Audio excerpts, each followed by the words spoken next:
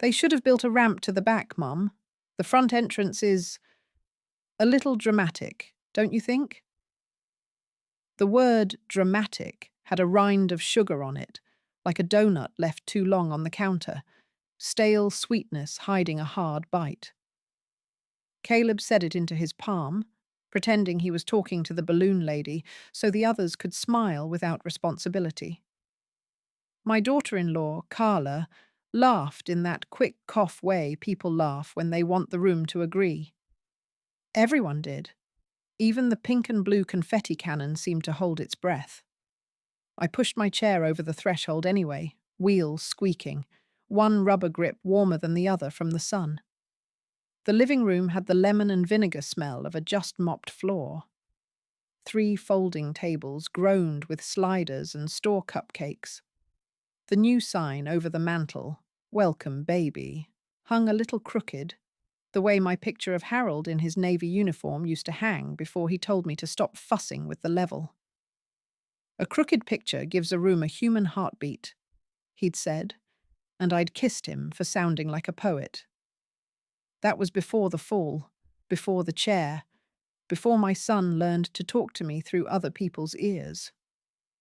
"Careful," Carla added, but the careful was for her rug, not for me. No one offered to hold the door. That wasn't the insult. I'd asked them not to hover after my rehab finished. Wanted to show I could handle most doors myself, given a little space and time. The insult was the way Caleb's mouth didn't quite close after he smiled. The almost. The almost turned my heartbeat cold. I found the quietest corner. The chair knows how to find quiet the way a dog finds shade, and parked facing the kitchen. The fridge clicked on. It was an old sound, faithful as a metronome, the same sound I'd heard every morning when I woke in the house my husband and I paid off by counting coupons and saying no to vacations. My house. My threshold. My son's remark landed like grit in a molar. Small, impossible to ignore. People say hurt is loud. Mine wasn't. Mine was a folded blanket. Mine tucked itself under my knees and waited. I did what I always do. I counted the small things. The chipped mug on the sink I refused to throw away because it fits my hand, just so. The threadbare throw over the recliner that still smelled like Harold's aftershave when the heat kicked on. The dent in the baseboard from the day I turned this chair too fast and laughed like a child because it felt like flying. I counted. I breathed. I smiled when the confetti burst pink, then blue, because the cannons malfunctioned, because life refuses to choose between one simple story and another. When the laughter swelled, "We should sell tickets to her entrance next time," someone said, and I swallowed the taste of pennies. I rolled myself toward the kitchen to cut the sheet cake with the plastic knife I'd set aside. Caleb's voice followed like static. "She gets so theatrical. Theatrical. Dramatic." I could have corrected him. I didn't. A woman my age learns the power of remaining seated. It looks like weakness. It's not. I cut the cake into careful squares, even the edges, because that's how you treat something sweet when there isn't much sweetness to go around. I set the first plate aside for myself and placed a fork beside it like a small flag. The fork's tines were slightly bent from the time the garbage disposal tried to eat it, and I fished it out with tongs, laughing at my own foolishness and then crying over a stupid utensil. Because in that season, everything felt like a symbol. Carla popped her head in. "We're doing photos on the porch," she said, already halfway out. "You can watch from the window so you don't get in the way." The way she threw me that mercy, like a dog a biscuit, did something to my spine. I didn't correct her. I didn't cry. I folded the napkins exactly into quarters, aligning the corners like a seamstress at the end of a long shift, and quietly made a promise to the hum of the fridge. The promise was simple. I would not leave my house by anyone else's plan. And that promise, small as a bent fork, was the first thing they didn't see. The drawer sticks, Harold used to say, tugging at the second one left of the stove, because you keep putting too much truth in it. He meant rubber bands, birthday candles, paper clips that had forgotten their curve. He meant pens that signed permission slips and checks for casseroles after funerals. That drawer lived on grit and the shape of a family's days. After Harold's heart rounded the corner without him, I kept the drawer the same. When I needed to touch my life, I touched it there. After the party, I rolled into the kitchen when the house had thinned and the cousins were reloading coolers for the drive back to the apartments their parents paid for. I pulled open the drawer and listened for my house's language. The hush of late afternoon, the neighbour's truck grumbling by. Somewhere, a lawn sprinkler hissed and stopped, as if thinking better of it. I felt the weight of the rubber bands. The birthday candles were stubby, blue, yellow, white. As if birthdays had been rushed through the past few years, the fire stamped out before the wish found its words. I wanted to write my promise down. I wanted ink that didn't apologize. The pen I chose was the one with the grooved grip. It had Harold's teeth marks, because he used to hold pens in his mouth when his hands were busy fixing something. An old habit that made me scold and love him in the same breath. I smoothed a checkbook register to write something that wasn't a check. I will leave on my own terms. If I leave at all. The squeak behind me made me turn. My chair sang when it turned. One of those small noises you live with until it means something else. Caleb stood in the doorway with a beer, label half peeled, because that's what he did when he didn't know where to put his hands. Carla and I were thinking, he said, as if thoughts were furniture he owned and could rearrange, about moving the guest bed into your room. It's lower. Might be easier. Easier for whom? The register wobbled under my pen. My name looked different in the new ink, as if the letters had grown older without telling me. Your room gets the morning light, I said, keeping my voice even, a road without potholes. You take the guest bed, it'll break. That bed is for company and naps, not for living. He smiled with his mouth closed. We'll see. That we'll see was a gate closing softly. Later, after the last of the plastic cutlery had found its grave in the bag with the lemons and the used paper plates, I wheeled down the hall to the room I still called ours, though it was only mine now, and only technically.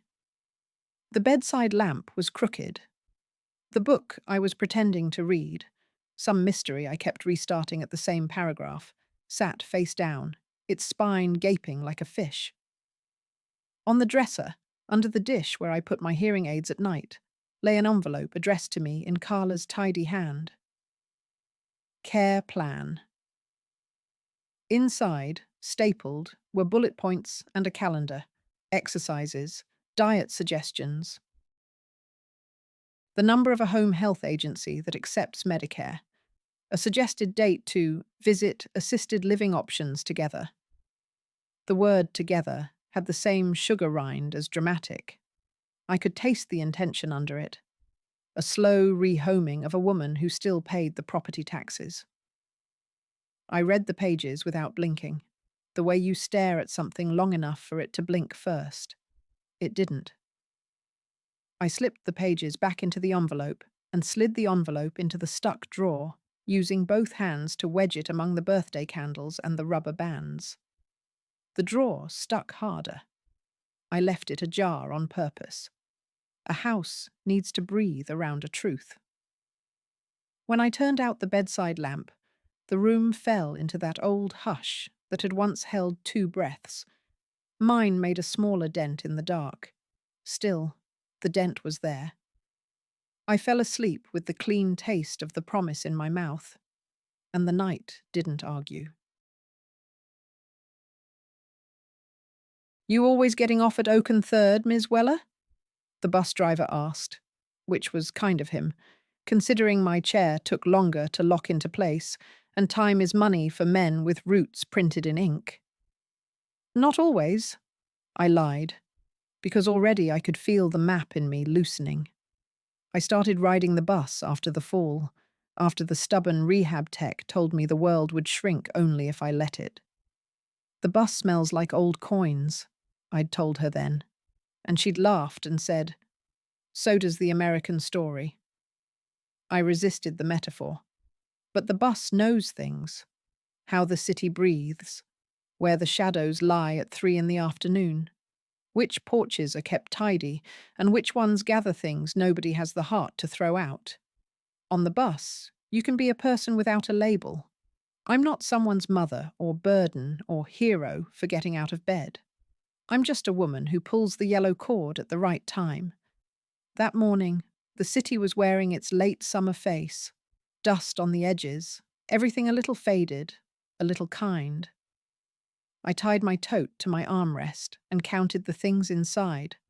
My wallet with the sticky zipper, a peanut butter sandwich wrapped in wax paper because plastic wrap always makes food taste like the drawer it comes from, a paperback I would read if my eyes felt patient. On top, a folder Harold would have approved of. Plain manila, the corners sharpened by purpose. I rode to the senior centre 3 neighbourhoods over, the one with the peeling mural of dancing grandparents that made me smile, even though the man who painted it had spelled community wrong and they never did fix it. Inside, the air conditioner did its brave, rattling best. The woman at the desk wore a vest crocheted by someone's aunt and a name tag that said, Marta, she, her, in tiny letters that made my eyes miss the old ways. She offered me coffee that had been made in a machine with a dented side. I need to talk to whoever answers questions nobody wants to ask, I said, steady as a nurse. She didn't flinch. Legal clinic down the hall, second door. He's young, but he listens. She took in my folder, my chair, the lines around my mouth. You want me to wheel you? I got it, I said. And I did, even when the carpet fought me like a weak tide. The legal clinic was a room with 2 tables and a poster about scams that looked like a parody of itself. The young man was indeed young. Beard he hadn't decided how to wear yet. Tie that hadn't decided whether it belonged to him. Evan. He listened the way good people listen. Not politely, but for meaning. I told him about the laugh, which felt too small to be a legal term, and about the envelope with the care plan, which felt too polite to be a threat, and about the drawer that stuck because truth was heavy. He didn't tell me to calm down. He didn't tell me I was imagining. He asked if I had ever signed a durable power of attorney. I had, after I tripped on the back step last winter, and Caleb drove me to the ER like a man who wanted a medal. Just in case, I'd said then. Temporary, he'd promised. A promise is a bridge. You find out later whether it goes anywhere. Evan ran a finger along a checklist. We can revoke it, he said, as if we were talking about a magazine subscription I didn't want anymore. We can also draft a license to occupy agreement for your son and daughter-in-law. Formalize what's informal. Set boundaries they can't pretend not to see. Do you want to do that? Want is a childish word sometimes. Need is the one that stands like a fence. Yes, I said, quietly. Quietly is my favorite adverb, he said, and smiled like a person who was born without teeth and decided to grow them kindly. I signed papers with a pen that had no bite marks on it. My hand shook at the end of my name. Age, not fear, I told myself, though fear had its own handwriting in me. He sent me home with copies in my folder and a list of next steps printed on paper smoother than the paper in my drawer. On the bus back, I watched the same houses wear the same afternoon light and thought about my mother's hands at my 8th grade piano recital, folded in her lap as if holding a small sleeping bird. She never clapped loudly. She always sat forward. She'd been poor in loud homes full of unkindness, and she learned early the way quiet is a tool.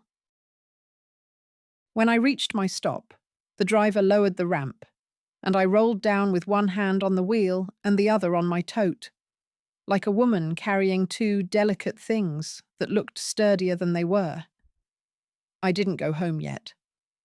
I pulled into the diner on the corner with the chalkboard that always misspells omelette. Patsy, who'd been pouring coffee there since she was young enough to wear eyeliner without worrying it looked like a decision, set a cup in front of me without asking.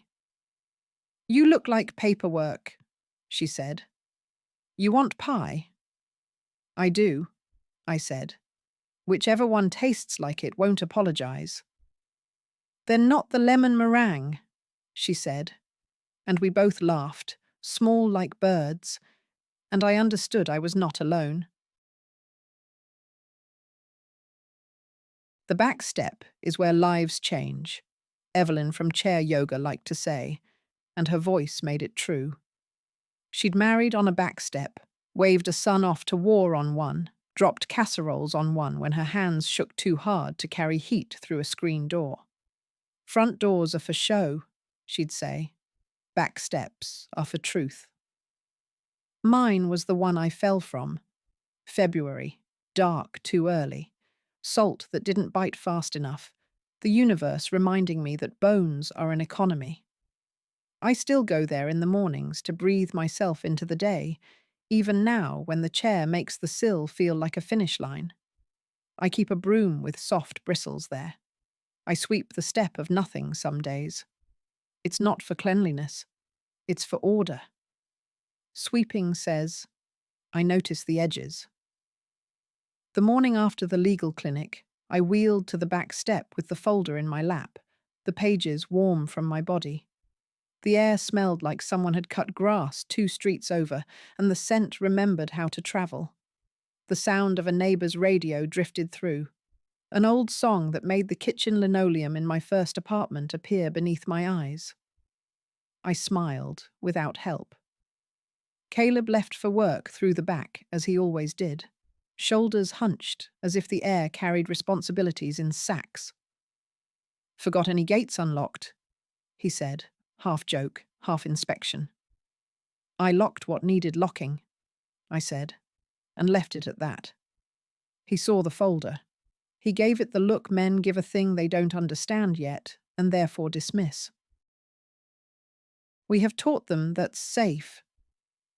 He kissed the top of my head, the way a boy kisses a grandmother at Thanksgiving, and not the way a son kisses his mother before leaving her in her house.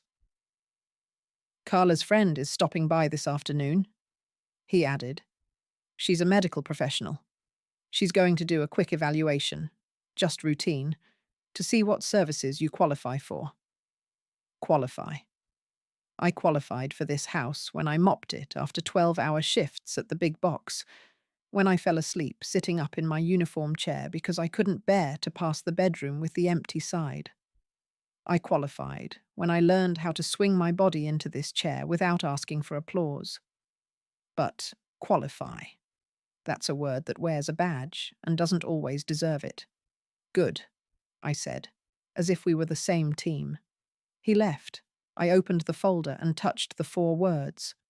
Revocation of power of attorney. They looked like a gate winched up by a careful hand. Before noon, a woman in scrubs with clouds on them stood in my kitchen, smelling like hand sanitizer and a long commute. "I'm Jess," she said, bright.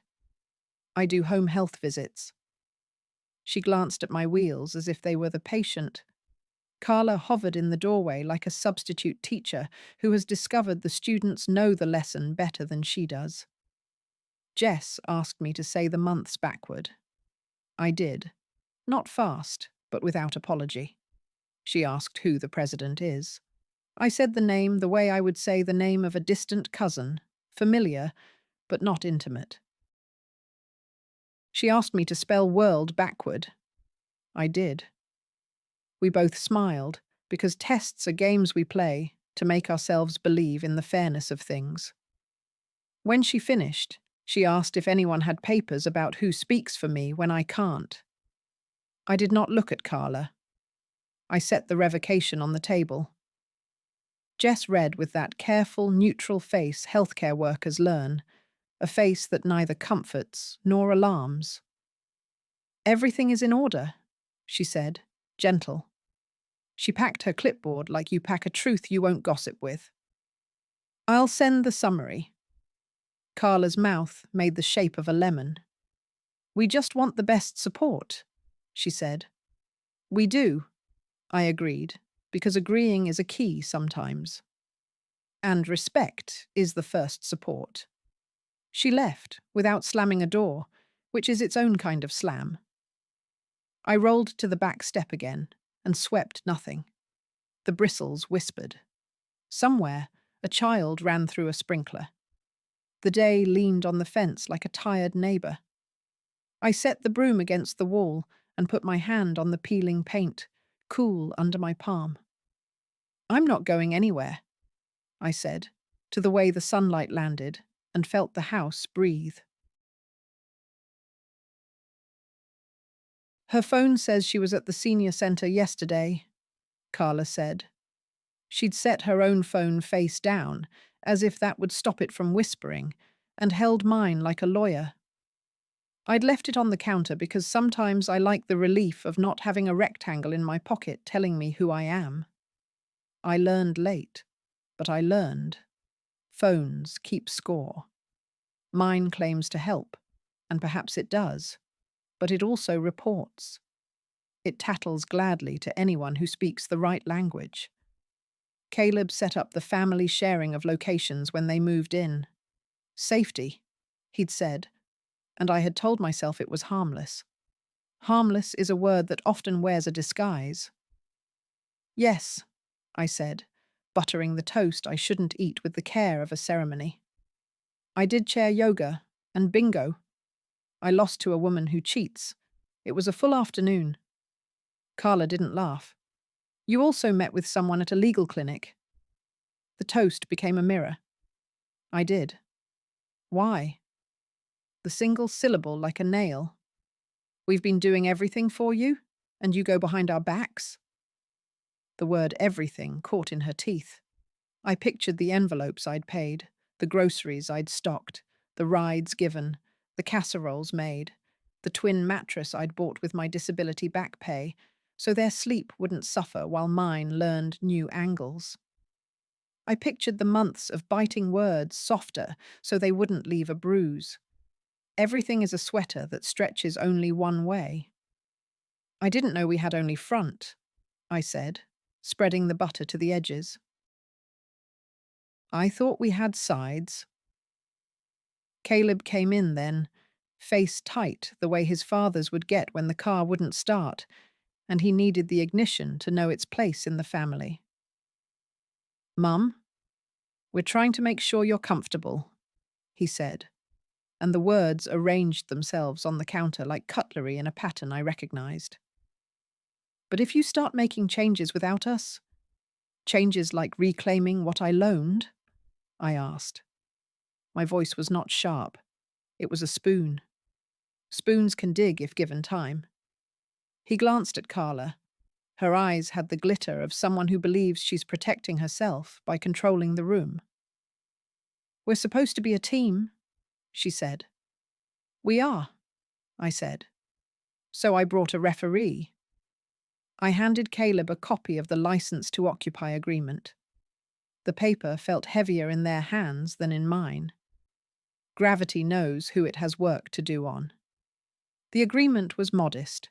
Shared utilities by usage, a small rent that wouldn't break them, but would remind them this roof was not a cloud.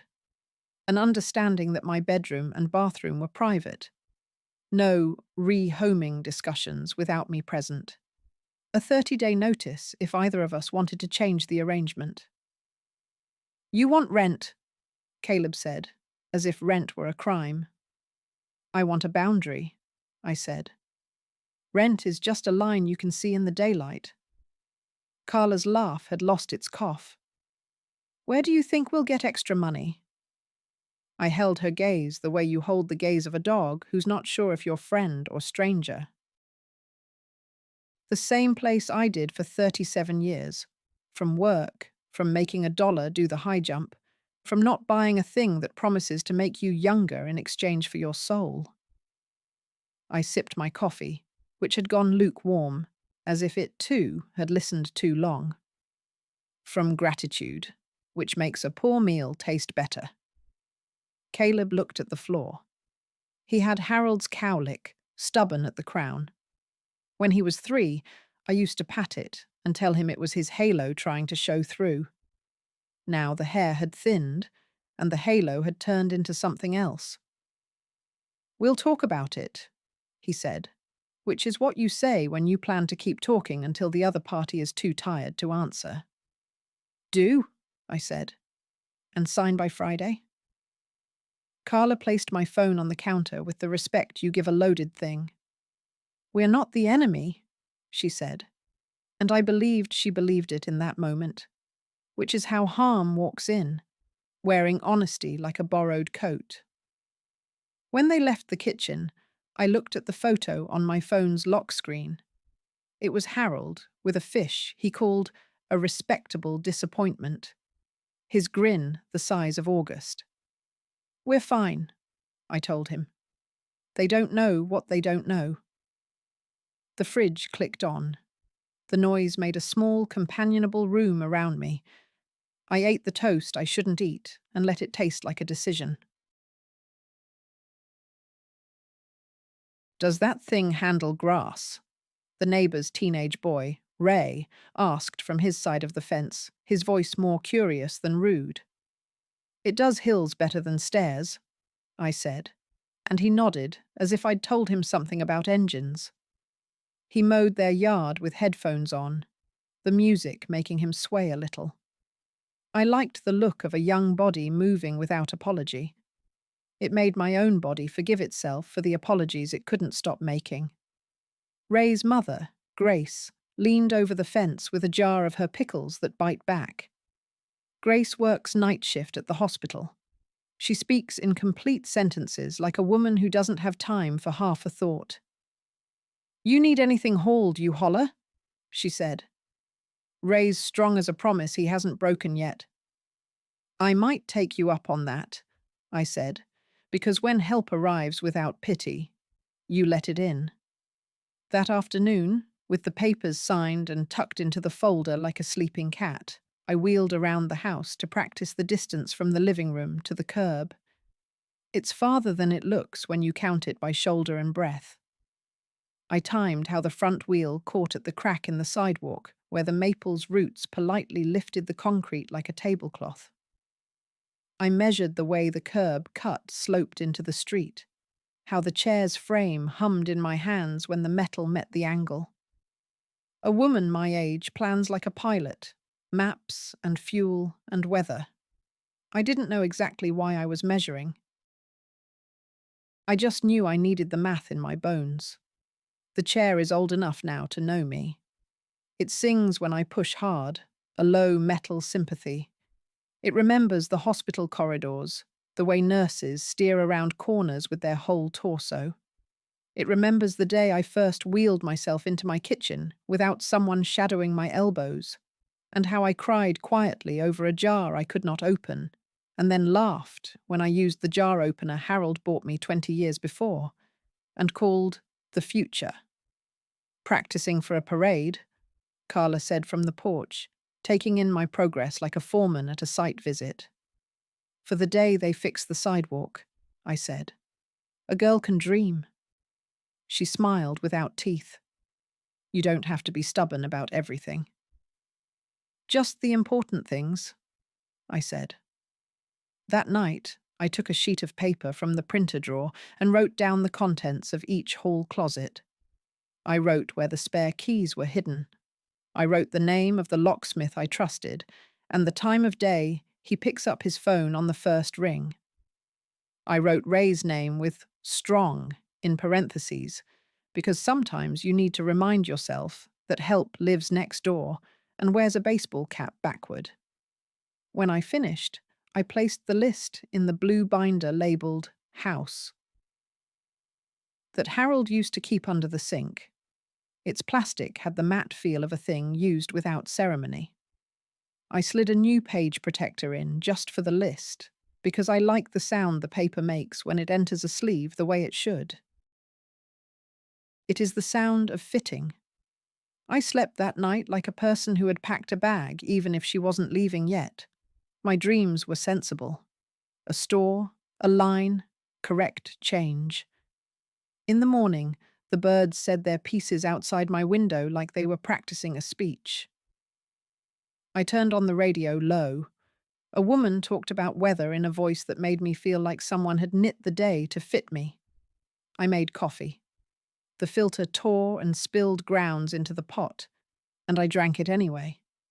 Grit can be a blessing. It keeps you awake. "We thought we could move some of your things," Carla said, stepping into my bedroom without knocking. "To the garage for now. The crib needs a wall, and your room has the good light." She touched the quilt like it was a swatch in a fabric store. "Just for a while." The quilt was the one my sister and I pieced the summer Harold got his diagnosis. We sewed like women who believed their hands could outwork time, and then we stopped and pressed our palms to the squares like priests. And then we started again, because grief makes quilts go warm faster than you think. That quilt has the map of a marriage in it. My sister stitched her initials small in one corner, and I stitched mine into the opposite, and Harold used to find both and say, "There you are, like bookends." "The garage leaks," I said, though that wasn't the point. "And quilts mildew on principle." Caleb stood behind Carla, expression carefully neutral as if the family had assigned him cop, and he was doing his best to keep the meeting from going sideways. "We'll store things in plastic tubs," he said. "It's just space, Mum. Space is fungible." I didn't know the word fungible when I was 25. I learned it later when I worked the returns counter, and men in suits tried to convince me a box without a receipt still had the value of the box that left the store. Space is not fungible. A room is not a number. Morning light is a blessing, not a commodity. The corner where Harold used to peel his socks off and leave them in a heap like a punctuation mark is not replaceable by a Rubbermaid bin. "Use the office?" I said. "We don't use it for anything but holding your laundry when you promise to fold it, and don't." The silence after that was a weather pattern. It carried a cool front. It moved through their faces, lifting what could be lifted, dropping what could not. Carla's jaw worked like she was chewing a thought too tough. "We're trying to include you," she said finally, and the word include landed like a mint on a cheap pillow. "I live here," I said. "Inclusion is the wrong word." They left in a flurry of compromise with each other out in the hallway. I sat in the good light and let it reach my knees like a blessing that did not require belief. Later, when the house was empty, I rolled open the tiny closet where Harold's suits still lived out their quiet retirement. I touched the sleeves. The grey one had a shiny elbow where his arm leaned on the diner table when he paid the bill. I took the suits down and breathed them once, quick, like a woman stealing a whiff from a bottle she can't afford. Then I folded them, one by one, and placed them in garment bags. I labelled them for donation with the date and the name of the veteran's resale shop. He would approve, I told the heir, and it felt true.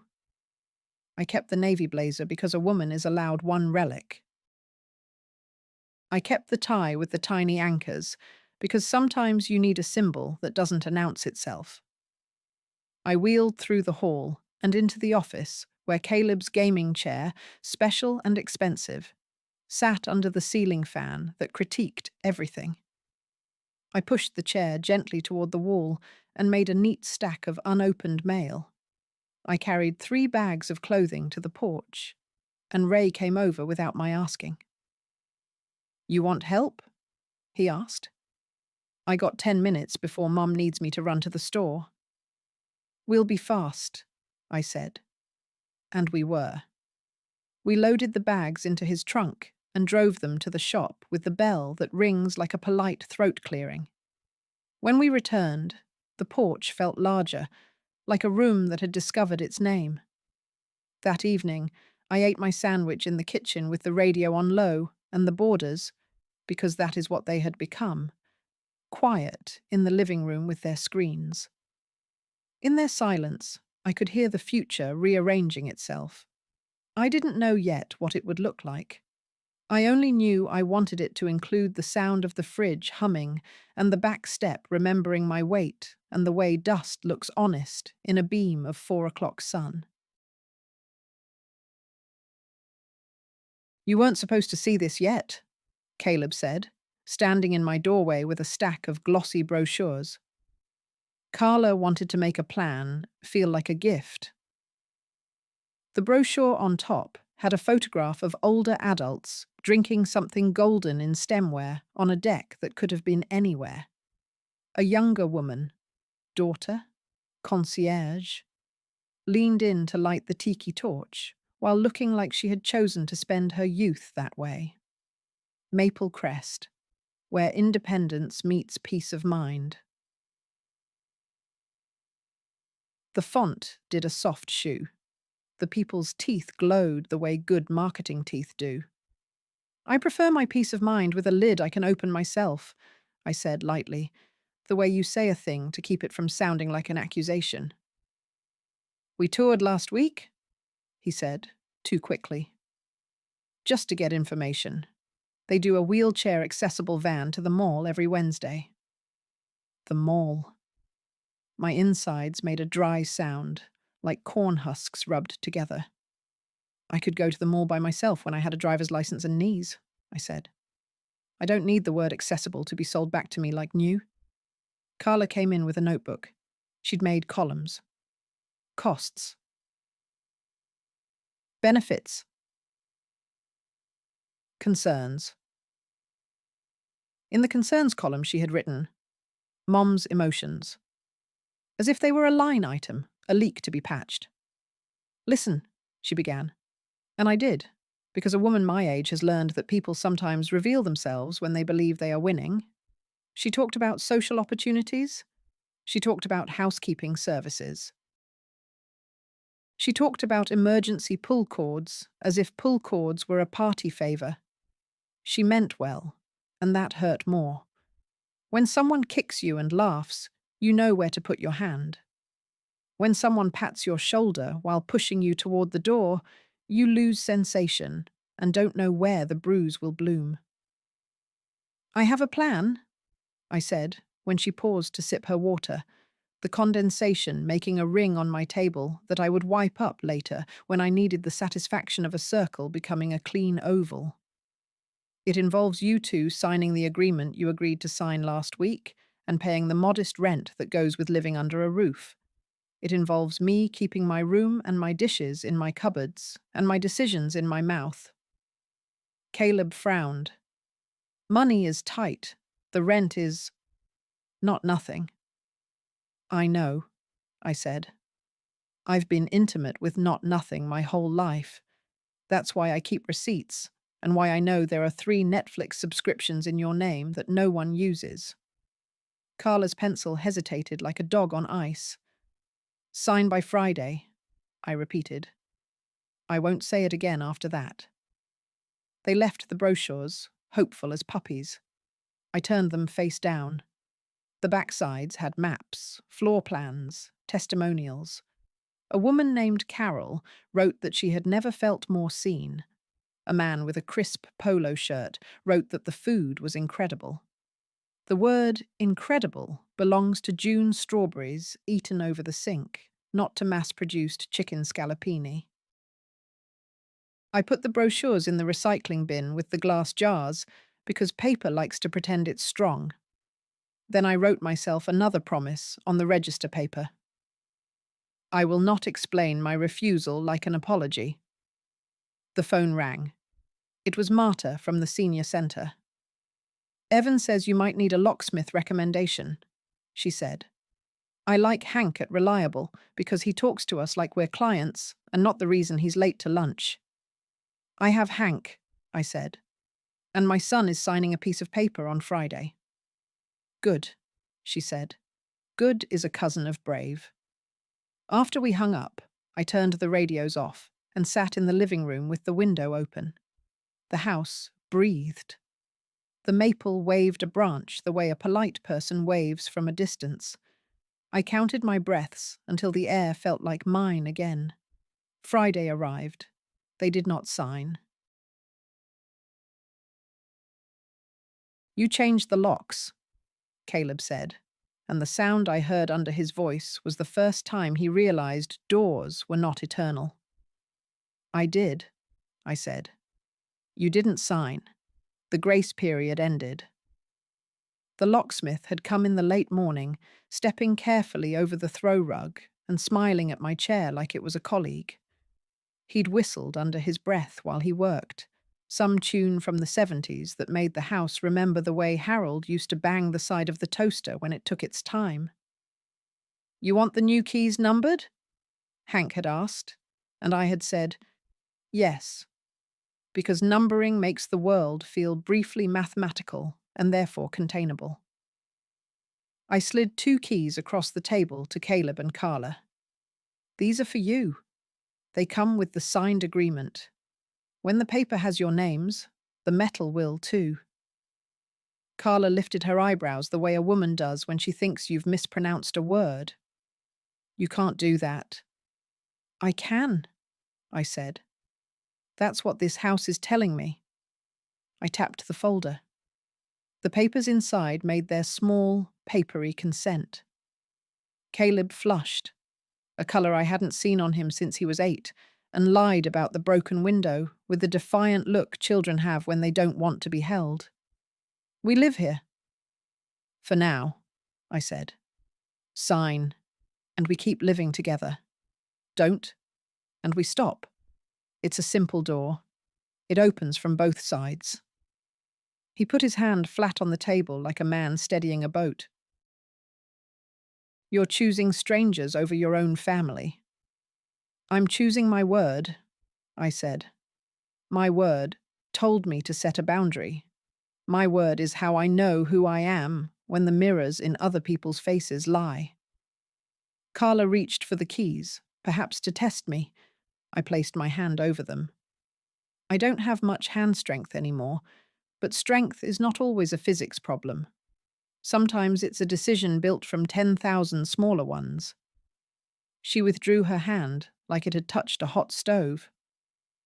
We're going to get advice, she said. Get it, I said. Advice likes to stretch its legs. They left the house quieter than they'd entered it. The new lock made a new click. I liked the sound immediately, the way you like a voice on the radio you've never heard before, but trust. I went to the back step and swept imaginary dust because I needed the motion of certainty. I called Hank and asked for 3 more keys. Just in case, I said, which is a phrase that has kept me brand new and saved my life. When the sun tipped toward late afternoon, I wheeled to the curb to check the angle again. Ray saw me and offered a thumbs up. My shoulders burned pleasantly. I pictured small boxes. I pictured labels with polite words. I pictured the curb, honest as a sentence that doesn't bend. I didn't know when or how exactly, but the picture went to live behind my eyes like a lighthouse. That night, I slept light and woke early.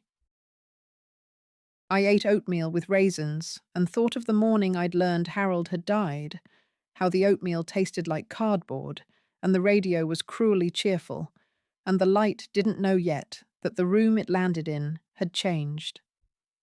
This morning, the light knew me. It climbed my blanket, made a small mountain of my knees, then moved on. I put the empty bowl in the sink and washed it immediately, because some vessels clean easier when you don't give them time to harden. Friday evening came with an email. We'll sign Monday after we get some advice. I wrote back, as you wish, Monday by 5. I printed the email and slid it into the folder because I like to feel paper sometimes when I don't trust pixels. On Saturday, I bought a roll of heavy-duty contractor bags because they make a sound like decisions. I also bought a box of gloves, large, powder-free, because dignity wears gloves when it moves other people's things. I set the bags in the hall closet. I closed the door gently.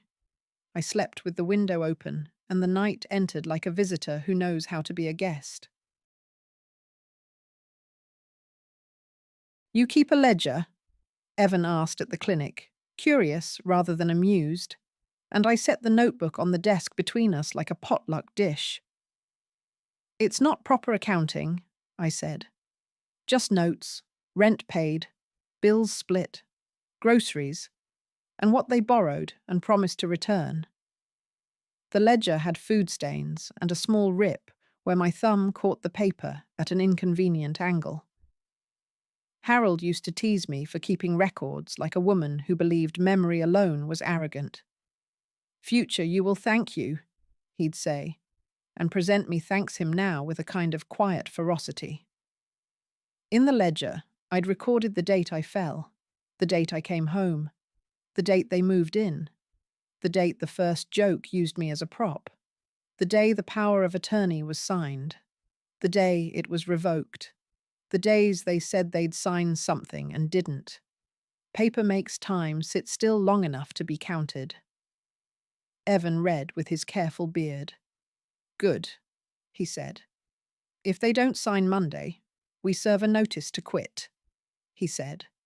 And the words, which could have sounded violent, sounded like a weather report. A storm, warning you honor by taking in the lawn chairs. Do you want to do that? I don't want to do any of this, I said. But I will. He nodded.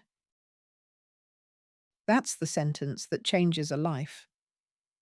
On the bus home, I thought about ledger lines and choir staves and the way women keep track of things. Who likes onions and who doesn't? Who will leave early because crowds make them itchy? Which neighbour's car starts only if you tap the dash? The ledger steadied me. It made the story legible. I slid it into my tote and watched the city go by. Monday came. They didn't sign by noon. By 2, a text. We need more time. By 3, I had dialed Evan, and by 4, the papers were emailed. I printed them at the library because I like the way the machine there whirs and sighs and then gives you the warm stack like a baby. At 5, the door didn't open. The house had never felt more mine. I ate leftover chicken, tender to the point of sadness, and read the notice out loud to the air so I could hear the words in my own voice. It did not sound triumphant. It sounded like the end of something small and the beginning of something the size of a different small. When the boarders came home at 7, Caleb's face was set in a way that told me he had practiced it in the rearview mirror. Carla went straight to the bedroom, which announced itself with drawers opening too hard. Caleb placed the paper back on the table with 2 fingers like it was a sick animal. This is unnecessary, he said. I hope so, I said. I hope we sign and tear this up and use it to start a fire in the backyard where we roast marshmallows and tell a story about the time we got close to losing ourselves and didn't. He looked at me as if I were a stranger in his favorite chair. You're not the mom I remember. I thought about the version of me he remembers, the one who drove a minivan or packed lunches at 5 a.m., or kept silent while he talked himself into believing things. Neither are you the boy I remember, I said. That's not an insult. That's an address. In the hallway, A closet door thudded like a period. The night settled on the house like a cat. We sat with our separate screens, which emit the loneliest light. At 10, when all the rooms we occupied had calmed into their illusion of peace, I wheeled to my bedroom, shut the door with ceremony, and lay awake. Eyes open to the ceiling, Harold painted poorly but happily. I counted the breaths between the cars passing outside. I reminded myself that breath is a currency no one can repossess. Sleep arrived like a neighbor who brings a pie and doesn't apologize for the crust. "You can't just touch our stuff," Carla said, and the fact that she said it while not touching her own baby's laundry for 3 days made the sentence ring oddly in the room. "I'm not touching anything," I said, though in my mind I was touching everything, gently, as you touch someone else's things when you know they won't see your hands, but your own conscience will. "I'm making an inventory. It's kinder than a memory. Inventory is how you turn a future explosion into a bubble wrap you can hold." I wheeled through the office, the hallway, the room they used. I wrote down a lamp, a box of shoes, a stack of late notices shoved into a canvas tote with a logo for a brand that promises to calm your skin, a ceramic owl, a blender. It took hours to write the obvious and the intimate without judging either. When the pages were full, I clipped them to the folder with a paper clip that had been bent and bent back enough times to learn forgiveness. Ray showed up after school with his friend Jonas, both of them smelling like grass and a little embarrassment. "Mum said you might need help," Ray said, and Jonas nodded like a sidekick ready for his first noble errand. "We're not moving anything," I said. "We're making a map." They helped me lift 2 boxes down from the closet shelf, one with winter coats, one with what Carla called seasonal decor, which meant something made of straw that would never rot. We labelled the sides in block letters. Coats. Wreaths. Wreaths made me sad, in a complicated way. Circle after circle for doors that might shut on me. I put the lids back on with care. We stacked the boxes near the hall, because hallways like to measure change. "Want us tomorrow?" Ray asked. "Yes," I said. "Tomorrow we roll." He looked at the curb, then at my wheels, and understood without being told. After they left, I sat at the kitchen table eating crackers with peanut butter one at a time, careful not to leave crumbs because ants arrive when you invite them and they don't leave when you ask. My phone buzzed with a message from an unknown number.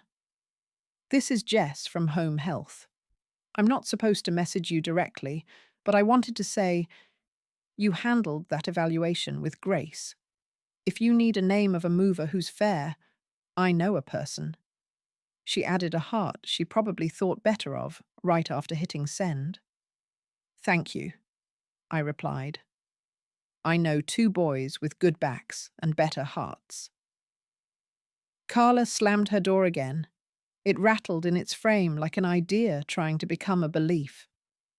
Caleb walked past me to the backyard without meeting my eye. The porch light came on. A moth hit the glass and kept hitting it, as if it had forgotten that insistence is not always the same as progress. I washed my cracker plate and set it to dry. The dish towel had thin spots like a well-loved hymn. I folded it over the oven handle and pressed the fold flat.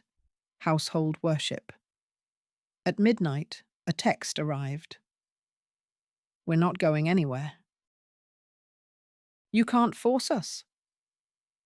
The words were braver in the dark than the mouths that formed them in daylight. I put the phone face down and turned on the small lamp on my nightstand. The room warmed. I opened the ledger and wrote, "Midnight Bravado." I find that naming a thing steals some of its costume. I slept. In the morning, a sparrow scolded a squirrel. Small justice. "You're not serious," Caleb said, when he saw the contractor bags lined up by the door like soldiers accidentally gentle. I'm tidy, I said, and on time. The notice to quit period had closed its little hand. Evan had handed me the final papers with quiet eyes, reminding me that I could call the sheriff to enforce, reminding me that sometimes women don't have to do the hardest part of the work themselves. I heard the offer. I heard the kindness. I chose a version that fit my heart. A curb, some boys, bags that whispered decisions. Ray and Jonas arrived in the morning with gloves and the grins of boys who sense they are assisting in an adult event that smells faintly of justice. Grace brought iced tea in a pitcher that revealed its cracks because she didn't hide that sort of thing. I'll be in the yard. Holler if anyone gets loud, she said, and her presence made the air square its shoulders. We moved nothing precious without a list. We moved only what the inventory said we would. Clothes in bags, shoes in a box, decor in its own suitcase. We carried the lamp, wrapped in a blanket, careful as if someone inside were sleeping. We set everything on the curb in a clean line, labelled, as the sun watched and did not bias its light. Neighbours are a species. They appear. Mrs. Delgado from the corner walked over with a plate of cookies like a diplomatic envoy. The mailman paused and did his sacred handoff of envelopes, eyes scanning the scene with the practiced neutrality of a man who doesn't get paid to write the story of your life, but witnesses it anyway. A jogger slowed, took out an earbud, put it back in, kept moving. The world went on. It always does, and this comforts me more than it should. Caleb stood on the porch with his arms crossed, a posture that looked borrowed. You're embarrassing yourself, he said. I've done that, I said. It didn't kill me. Carla filmed on her phone because phone is a legal document in their religion. We'll sue, she said, and the word sue sounded like a high-heeled shoe on a sidewalk that doesn't fit the shoe. You'll call Evan first, I said. He'll tell you about the papers you didn't sign and the dates you didn't honor. He will speak plain. You've confused love with permission. Ray, sweet boy, carried a box that said, books. He set it down like it contained lungs. He whispered, You okay, Ms. Weller? I nodded. My mouth was dry. I drank iced tea that was too sweet and very healing. By noon, the curb held their life in labelled portions. Not everything. I kept out of it what would scare me to see. Family photos. The pillow that smelled like the baby they wanted to bring into their room of good light. A person can be kind and firm. The knife that cuts the cord can be wrapped in silk. Where are we supposed to go? Carla said, and the question found the younger woman inside the one who had planned me off the stage of my life. For a moment, she looked like a person I could comfort. I swallowed. To your choices, I said, which begin after you own what you've done. I will pay for one night at the motel by the interstate. The rest is a path the two of you will walk, the way adults do when they have blamed the weather long enough. The laughter I gave then was not a cackle. It was not triumph. It was a small puff of breath, like blowing on soup that is finally cool enough to eat. Caleb heard it and looked wounded. I wanted to tell him about the countless puffs of breath I had spent on his fevers, on his homework resistance, on his first broken heart.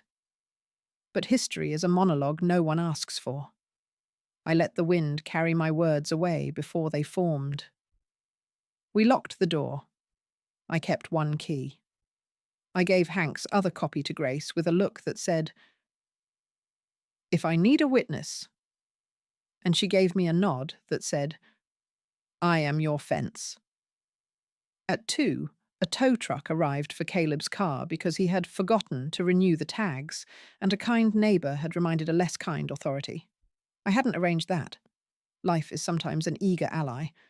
By 3, the curb was a clean line of coats, books, wreaths, shoes, miscellany, lamp, linens, and a small box labelled soft things, because I won't write stuffed animals on a box meant for a grown woman. The label made my throat ache. By 4, they had gone, trailing a cloud of plans that sounded like accusations tossed at the air. By 5, I wheeled back into my house. The quiet sat beside me like a friend who knows when not to speak. I made tea. I used the chipped mug. I sat. I listened to the fridge hum and gave thanks to the old machines that keep promises better than people sometimes. I laughed once. Small, incredulous, a pressure valve. And then I stopped, because what came next wasn't laughter. It was breathing. "You miss them?" Grace asked a few days later, when the curb had done its work and the street had shrugged off the spectacle like a jacket it didn't want to wear. "Yes," I said, and no, and yes again. The yes came like a tide, the no like a sandbar, the yes again like a wave that understood both. The empty rooms echoed. Sound found corners it hadn't met in a while. My chair moved easier in the hall. The vacuum purred with something close to joy. I washed pillowcases that did not belong to me and folded them into a box with a label that didn't lie. Pillowcases. I stacked the box in the office. I waited for an address. I did not reach for one. I ate soup that tasted like enough. I fell asleep in the good light. My dreams wore fewer people. The grief arrived in slices, thin enough to see through. I held each slice up to the kitchen window and let the sun show me the pattern. It was always the same. They had believed my love permanent and my ownership negotiable. I had taught them that by always making room.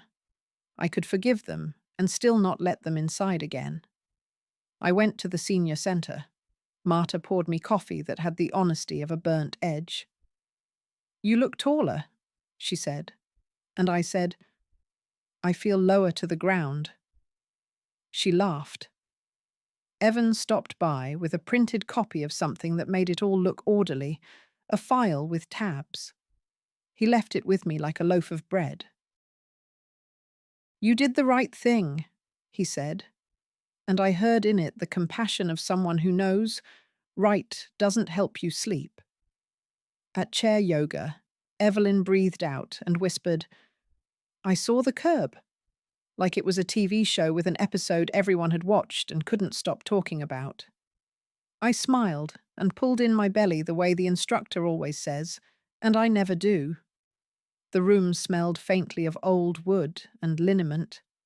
My body did what it could, and didn't apologize for what it couldn't. In the afternoons, I sat on the back step and fed a finch who had decided my yard was an acceptable restaurant. I named him Maybe. Maybe hopped closer each day until his manners made me proud. A squirrel tried to argue with him. They worked it out the way small creatures do, with posture and pauses. I swept nothing and felt the broom say, "I see you to the air." I wrote a letter to Caleb that I did not mail. It said, "I am the same woman who counted your breaths when you were new and forgot her own. I am the same woman who cooked chicken 100 ways when money was a line we tiptoed. I am also the woman who learned to love her own breath. This is not betrayal. This is oxygen." I folded the letter and put it in the ledger. Records are a way of keeping promises with the self. One night, the power went out for an hour because the storm misunderstood its assignment. I lit the emergency candle I keep in the drawer with the birthday candles and watched the flame steady itself. The dark made the house honest. I said Harold's name out loud because names need air. If you ask what I felt most in those days, I would not say victory. I would say room, the kind you can move in without a voice shouting from a screen telling you how to use it, the kind that lets afternoon light choose its own line across a floor, the kind you fear at 12 and crave at 72. Room to sit and not be a placeholder.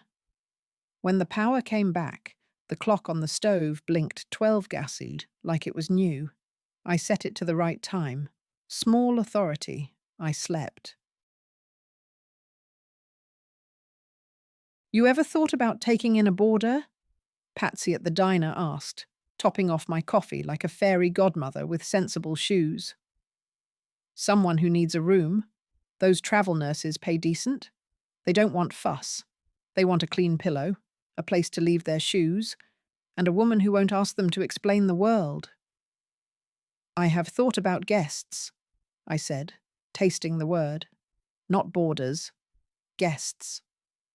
There's a bulletin at the hospital, she said. You tell Grace. She'll tape it where it gets read. Grace taped it where it got read. A week later, a woman with tired eyes and an iron jaw came by with her bag. Her name was Tasha. She was 40, on assignment for 12 weeks, and she liked her eggs over medium and her mornings quiet. I won't be in your way, she said. I don't breathe loud. You can breathe as you like, I said. Your room is the office. It has afternoon light. It knows how to keep a secret. She paid the rent in cash, counted out on the kitchen table while the fridge hummed like a witness. She set her bag down in the room and stood in the doorway as if the threshold could tell her whether it planned to be kind. I handed her a towel that had not seen anyone else's shoulders. She said, "Thank you," like a woman who has learned to register when it is safe to say it. That night, the house felt like a train that had changed tracks successfully. Not all the way to a new town yet, but pointing there. We did not eat together. We shared the sound of dishes being washed. We shared the way two women can pass in a hall and say more than the words would suggest. We shared the radio some mornings and the silence others. If she cried once, she did it behind a closed door. If I cried once, I did it at the sink, which knows what to do with salt. A week into her stay, she came home late, dropped her bag, leaned against the counter and said, "A man coded twice and came back both times like he wanted to give us a show." She laughed once, small. "I hate this job and I love it." "I loved my job and I hated it," I said. The returns counter made me believe in people and lose faith in them 6 times an hour. People only return what they wish wasn't theirs. She poured herself cereal and crunched like a teenager. "Your son," she said carefully. "He show up any?" "No," I said. "He's letting his night anger explain him to himself." She nodded. Night anger is persuasive. We didn't talk about it again. She left her rent on the mantel on the 1st of the month in an envelope with my name spelled with the extra I always insist on, and only a few people remember. She left the bathroom cleaner than she found it. She bought toilet paper without being told. Civilization is built on that kind of instinct. On a Sunday, I took the bus to the river and watched people walk dogs and pretend they were not also walking their own ghosts. I saw a father teach a child to throw a frisbee and not try to fix the child's form. I saw a woman in a red coat sit on a bench with her eyes closed and her face turned up like a plant. The air smelled like hot dogs and cut grass. I wheeled to the edge where the path meets the water and breathed. That's all. I breathed. When I came home, Tasha had left a note on the counter. I fixed the hinge on the cabinet. It was singing a sad song. I opened the cabinet, and it moved like a sentence that had finally found its period. I laughed, small, grateful. The house felt not new, rescued from one version of itself and placed tenderly into another. That night, the finch maybe appeared at the back step again and did his little bow. I offered a seed, palm flat. He took it with grace. I said good night to the air and shut the door, and the click of the lock sounded like punctuation in a language I was finally fluent in. You remember when they laughed? Evelyn asked, as we stacked chairs after yoga, the scrape on the floor sounding like the closing line of a story. I remember the angle of the threshold, I said, and the way the cake knife felt in my hand. We sat at the edge of the room, two women with joints that have seen weather, and watched the empty floor. Evelyn patted my knee the way soldiers do in old movies, gentle, knowing it can't fix anything but offering it anyway. You did something hard, she said. I hope you're proud. Proud isn't the word I'd choose. Words at my age need to fit like shoes, or else they'll blister you new. I felt accurate. I felt like a crossword puzzle I'd completed in pen without cheating, and when I got stuck, I put it down and made tea and came back. And the word appeared, because patience is smarter than brute force. On my way home, the bus rattled, as if happy to be itself. I pressed the yellow cord and said thank you to the driver, because I like to keep that exchange alive. The ramp lowered. The afternoon lay on the street like gold leaf. My house stood at the end of the block, with its porch like a mouth that had found its gentle. The curb was just a curb again, a place where the street changes its mind about who belongs on which side. A line the mailman steps up and down without thinking. I rolled to it and touched my wheel to its lip, a small ceremony. That was a day, I said to the concrete, and it did not argue. In the kitchen, the chipped mug waited on its hook, handle smooth where my thumb lives. I made coffee and drank it too hot and didn't care. Tasha left early for a double and taped a note to the fridge. Left stew in the slow cooker. Don't let it taste like apology. I smiled. The stew smelled like someone who understood how to use garlic without confessing it to the neighbours. I wheeled to the back step with my mug and watched maybe boss the yard and thought about legacies. Not the kind written in wills or printed on glossy paper, the kind that lives in habits, the way a woman folds a towel, the decision to label a box. Soft things instead of childish. The way a broom tells the air it matters. The courage to insist that a room with good light is not fungible. A car slowed outside. Not theirs. A different neighbour I waved to out of habit and couldn't name. He waved back. We belong to each other in these small daily ways. It is enough. Some days it is everything. If you want a clean ending, I can't give you one. Caleb hasn't come by. He sent a message that said, "We need time." And I replied, "So do I." And we both told the truth with the easiest words we had. Carla posted something online about betrayal, and people liked it who don't know me and never will. The motel charged my card once, and I let it. The rest is a field we're crossing from opposite corners, hoping to meet where the grass is less trampled. Sometimes, late, I open the drawer that sticks and give it a nudge it likes. I run my fingers over the rubber bands, the birthday candles, the paper clips that refuse to surrender their shape. The revocation paper lives there, not because I need to see it, but because I like to know where the proof sleeps. I close the drawer gently, like tucking in a child who finally found the deep part of sleep. I don't rehearse the laughter anymore. It belonged to a room that taught me what I had to learn. When I breathed out on the curb that day, when the boxes stood in their honest line and the porch light didn't flicker, when the locksmith's work settled into the door like an answer, I felt something slide into place. Not revenge, not victory. Authority, maybe. The simple, stubborn kind that lives in a woman who is done narrating her own disappearance.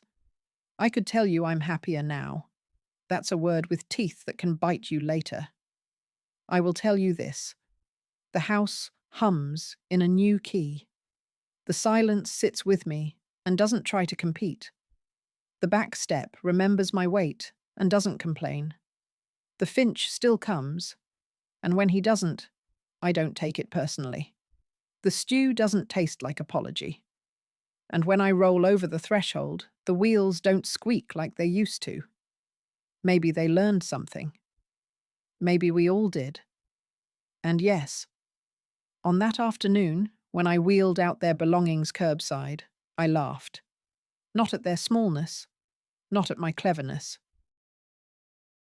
I laughed the way you laugh when you're finally able to lift the lid on your own life and the steam rises and smells like food. Then I ate. Then I washed the dish. Then I went to the back step and swept nothing, which is to say, I swept what was left.